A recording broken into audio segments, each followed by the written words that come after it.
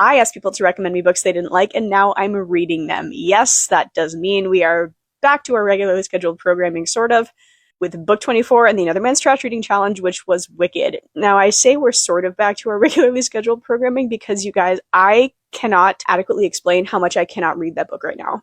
I said this in a previous video, that for me, Wicked is something that I'm reading, and I'm aware that I'm reading a story. I'm not immersed in the world, and I cannot do that right now. I want to give it a fair shot, but if I read it right now, I'm going to end up hating it for reasons that have nothing to do with the book and everything to do with my headspace. When I eventually read it, I may end up hating it anyway, but like, I want to keep the mystery alive, you know?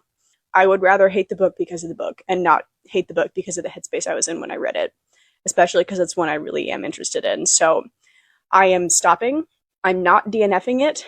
I am NRNing it, which means I'm going to read it, but not right now.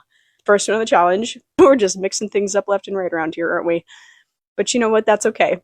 I am committing to reading the book before Wicked for Good comes out. I'm not going to put a timeline on it other than that. I could feel up to reading it in a week. Maybe it'll take until a week before the movie comes out. I have no idea. But I want to give the book a fair shot. So, NRN, moving on to book 25.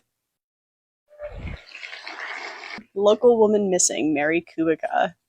So Local Woman Missing is going to be book 25. It is a thriller, which honestly, I feel like if it wasn't going to be something that like spectacular world building that feels like I'm living it, this is one of the only other things that I feel like would work. I actually think that this is going to work in my favor. It was recommended 5 times between the wheel and all the lists, and it is on Kindle Unlimited, so I love that for me. See, I'm actually excited about this one, and all day today I was sitting there dreading having to pick up Wicked to try and film, and you know, the rest is history, I guess.